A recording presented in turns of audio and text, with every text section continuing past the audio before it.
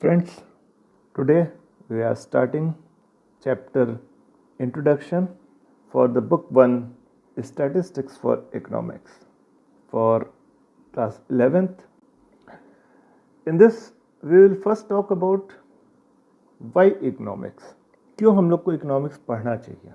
So first of all, we will discuss the subject matter, and for discussing the subject matter, we will first discuss the basic definition. Alfred Marshall, who is considered as one of the founding fathers of modern economics, defined economics as the study of man in the ordinary business of life. मतलब एक सामान्य जनजीवन में आम आदमी की ज़रूरतों की पूर्ति को कैसे पूरा किया जाए, इस आवश्यकता को ही इकोनॉमिक्स कहते हैं. Now we see that the consumer buys goods, seller sells good, producer produces goods. अगर आप जाते हैं किसी दुकान पे कोई सामान खरीदने, तो आप क्या हैं? ग्राहक हैं. तो यू आर द कंज्यूमर. अगर आप उसी सामान के विक्रेता हैं, दुकान पर बैठ कर के उस सामान को बेच रहे हैं, तो then who are you? You are a seller. और अगर आप फैक्ट्री में सामान बना रहे हैं या आप कृषक हैं और आप खेती करके फसल उपजा रहे हैं जो कि कोई खरीदता है, उसको यूज़ करता है, तो who are you? You are a producer. Similarly, if you are providing your services like lawyers and doctors and get paid for it, then you are called a service provider. मतलब अगर आप अपनी आवश्यकता ऐसे provide कर रहे हैं जो कि पेड हो, यानी कि फ्री ना हो. जैसे आप वकील के पास जाते हैं, डॉक्टर के पास जाते हैं, तो वो अपनी सेवा लेने के लिए आपसे फीस वसूलता है. तो he provides his service in lieu of a fee. इसी तरीके से जब आप किसी कंपनी या किसी एक विशेष वर्ग के लिए काम करते हैं, तो you get wages for it, you get salary for it. तो अगर आपको किसी भी काइंड में कोई सैलरी मिलती है जो आप काम करते हैं, you are called a service holder. मतलब आप एक सर्विस होल्डर हैं, because you are being paid for the service you provide. What we can see in common in all the activities we discussed is that we are gainfully employed in those economic activities. मतलब हम लोगों ने अभी तक जिन भी बातों की चर्चा की, उनमें एक चीज़ जो कॉमन थी कि जो भी एक्टिविटीज़ में हम लोग इन्वॉल्व थे, उनमें मनी एक कॉमन फैक्टर था. यानी कि इकोनॉमिक जब हम लोग समझते हैं या आर्थिक गतिविधियों को जब हम लोग समझते हैं, इकोनॉमिक एक्टिविटीज़, तो हम लोग उसे वित्तीय टर्म्स में समझने की कोशिश करते हैं. Means the economic activities are always understood in monetary terms. This is what economists perceive as the ordinary business of life that we talked about, जो कि हम लोगों ने अभी शुरुआत में बात की थी अल्फ्रेड मार्शल के डेफिनेशन में, जो कि उन्होंने कहा था ऑर्डिनरी बिजनेस ऑफ लाइफ. यही चीज़ जो है कि मॉनेटरी टर्म्स में अगर हम लोग अपनी सर्विस प्रोवाइड करते हैं, we are being employed as gainfully employed. तो गेनफुली एम्प्लॉयड क्या है? कि हम लोग मॉनेटरी टर्म्स में बेनिफिटेड हो रहे हैं उस सर्विस से. Now what is the basic premise of economics? जो सबसे बेसिक चीज़ क्या है इकोनॉमिक्स की, जो इकोनॉमिक्स को प्रभावित करती है? सबसे पहली चीज़ यह है कि we can't get something for nothing. We have to do something for nothing. You all must heard the story of Aladdin and his magic lamp. लेकिन उसे भी उसको रगड़ना पड़ता था, तभी एक जिन्न आता था और वो उसकी आवश्यकताओं को पूरा करता था. मतलब we have to do something to get something. We can't get something for nothing. मतलब सिर्फ इच्छा करने से कुछ नहीं मिलता है, आपको इस इच्छा की पूर्ति के लिए कुछ काम जरूर करना पड़ता है. दूसरी जो चीज आती है, you have to choose the things that we need the most. This is the basic teaching of economy. मतलब अगर आपके पास 100 रुपए हैं और आपको मन कर रहा है 200 रुपए की चीज खरीदने का, तो you can't buy it. First of all you will see what is most necessary for you. मतलब अगर आपके पास 100 रुपए हैं और आपकी इच्छा है 200 रुपए खरीदने की, तो आप नहीं खरीद सकते हैं. या आपकी मान लीजिए पॉकेट मनी है 100 रुपये और आप चाहते हैं 200 रुपये खर्च करना, तो आप नहीं खर्च कर सकते हैं. तो आपको 100 रुपये में आपको क्या बेसिक, आपको सबसे ज़्यादा किस चीज़ की आवश्यकता है, you will first identify that and then go for that thing. This is the basic teaching of economy. मतलब कौन सी चीज़ सबसे ज़्यादा इंपॉर्टेंट है, आप उसके लिए जाएंगे. So this thing is also called scarcity. Scarcity means किसी भी चीज़ की कमी. तो scarcity is the root of all economic problems. मतलब कमी ही हर आर्थिक पहलू का सबसे बड़ी समस्या है. अगर कमी न हो तो कोई आर्थिक समस्या खड़ी ही न हो. अगर आपके पास इरफा धन है तो फिर कोई समस्या तो है ही नहीं. But the thing is everybody is faced with some economic problems. Even Mukesh Ambani, who is the richest fellow in India, who, if he also wants to spend extravagantly, he will have to think once, because in the backdrop of his mind, he would also think that it may affect his business in future if he wants to start a new business venture.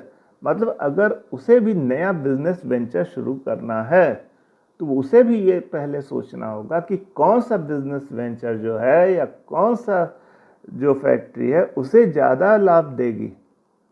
तो कमी जो है, नुकसान का अंदेशा, यह हर आर्थिक कमी का या हर आर्थिक परेशानी का सबसे पहला जड़ है. Scarcity is the root of all economic problems.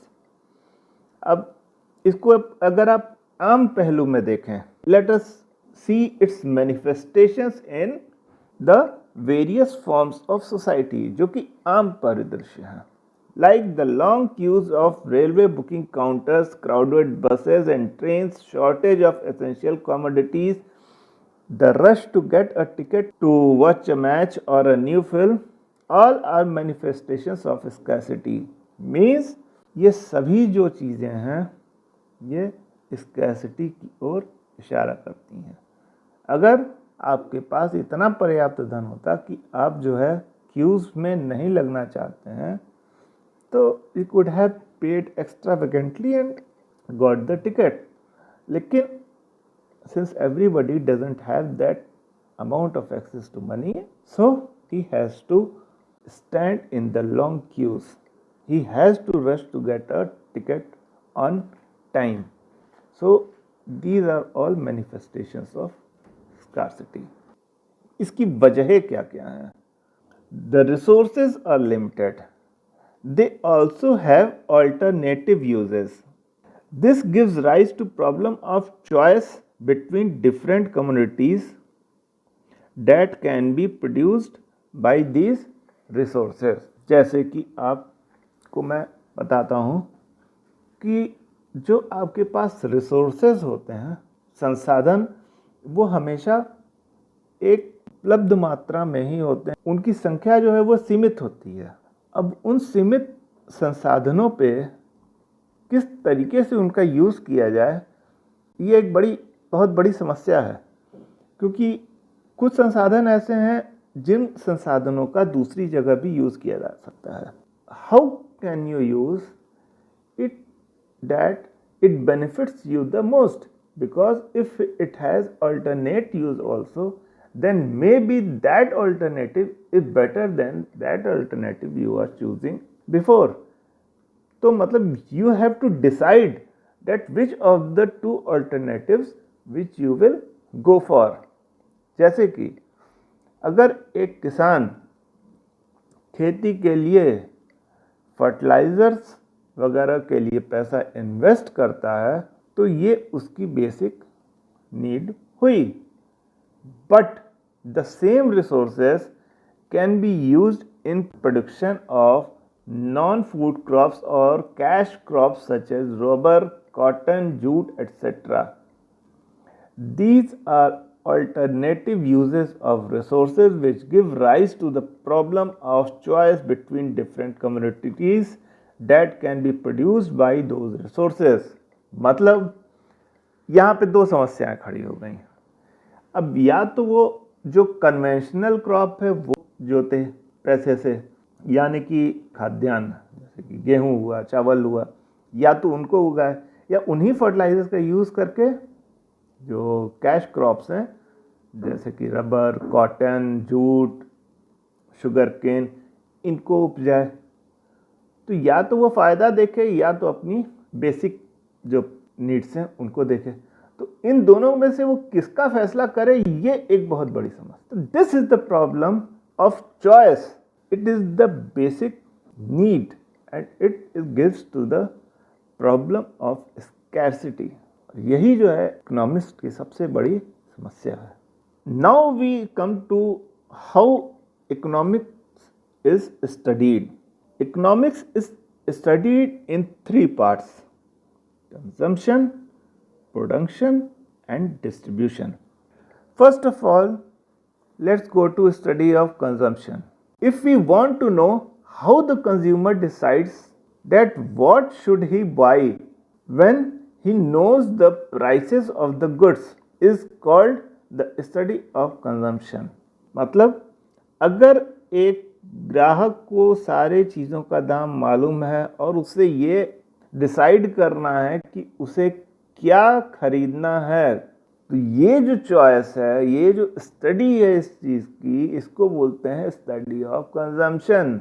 कि जितने उसके पास चॉइसेस उपलब्ध हैं, अल्टरनेटिव चॉइसेस भी और जो बेसिक चॉइसेस हैं, उनके बीच में से उसको क्या चूज़ करना है, उसके पास जो उपलब्ध रिसोर्स हैं उसमें से, that is called the study of consumption. ये हो गया consumption. Now the study of production. We also want to know how the producer chooses what to produce for the market when he knows the cost and prices. This is the study of production. Means जो उन goods को produce करता है जो कि ग्राहक खरीदते हैं, उसे ये मालूम होता है कि उस गुड्स को प्रोड्यूस करने के लिए कितनी कॉस्ट आएगी और उसको कितना फ़ायदा मिलेगा. तो वो कौन कौन से गुड्स प्रोड्यूस करे ताकि उसका जो फ़ायदा है वो भी प्रभावित ना हो, प्लस उसकी बिक्री भी ना प्रभावित हो. तो इन दोनों चीज़ के बीच जो वो बैलेंस बनाएगा, that is the study of production. This is also a very very basic premise of economics. The third is study of distribution. Now sometimes or many times the citizens of a nation, they may want to know how the total national income is distributed through wages, profits, interests. अब इसे जो है हम लोग कहेंगे study of distribution.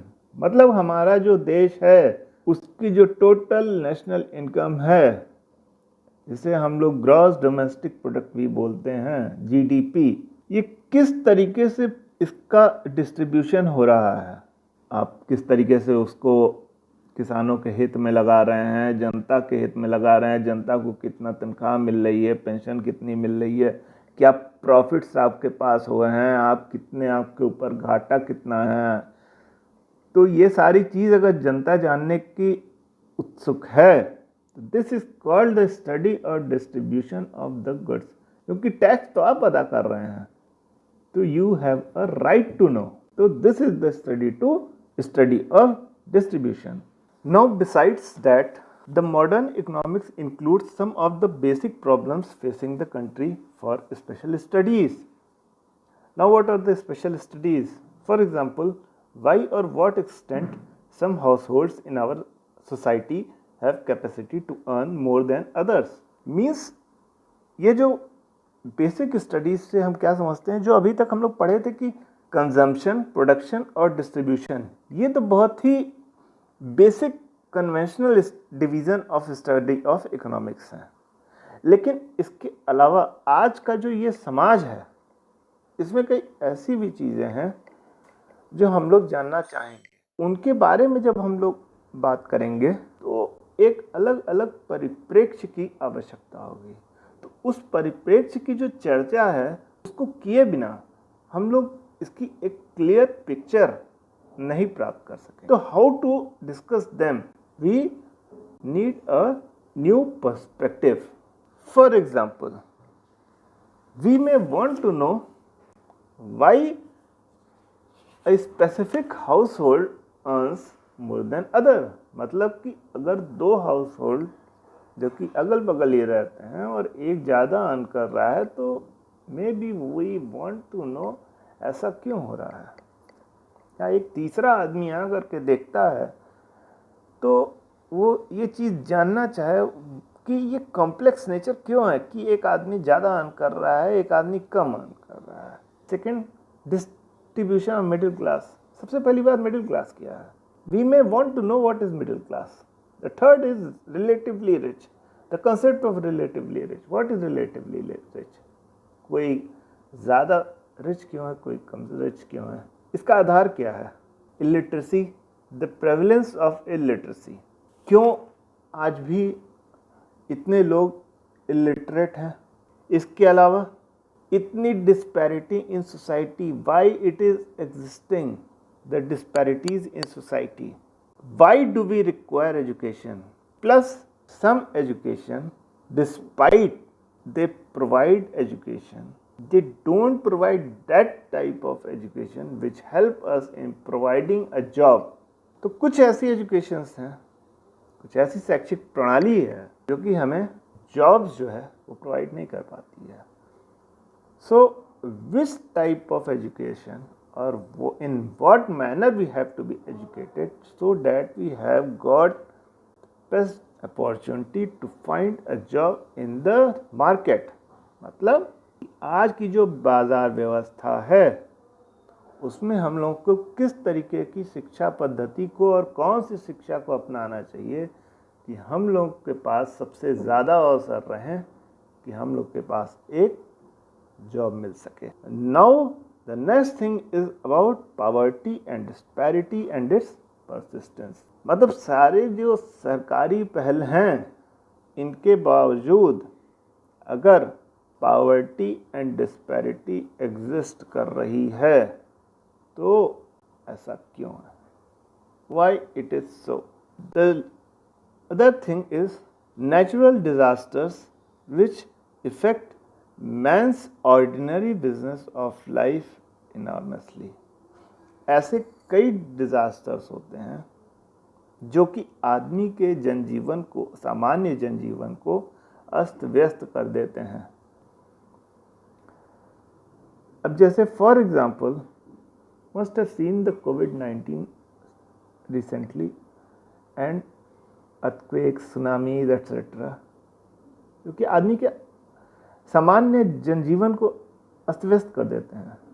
आदमी का जो सामान्य जनजीवन है वो आराम से चल रहा है, एकाएक कोविड-19 आया और आज की डेट में देख लीजिए कि जो दूसरे प्रदेशों में लोग रहने वाले थे सड़क पे आ गए, उनकी अर्थव्यवस्था ध्वस्त हो गई, अपने घरों पे वो बेरोजगार होकर के लौटने पे मजबूर हो गए, जहाँ पे कई लोगों के उनके घर वालों ने उन्हें अपनाने से इनकार कर दिया। So this type of troubles, why are they facing? Economics has to give an answer. अब इन सारी चीज़ों के लिए we need datas for to explain these things, why these things are happening, we need datas। और datas कहाँ से मिलते हैं? स्टैटिस्टिक्स के। So for this economics need to study statistics. इसीलिए इकोनॉमिक्स को, स्टैटिस्टिक्स को पढ़ने की ज़रूरत है। So a wholesome definition of economics is the study of how people and society choose to employ scarce resources that could have alternate uses in order to produce various commodities that satisfy their wants and to distribute them for consumption among various persons and groups in society। मतलब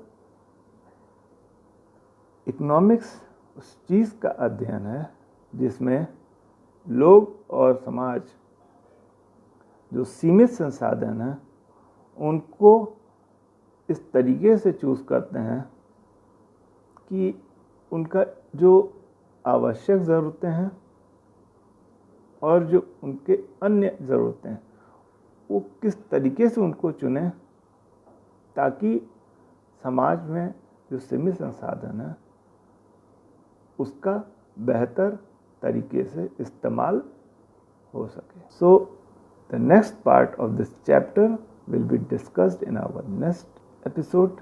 Till then, thank you.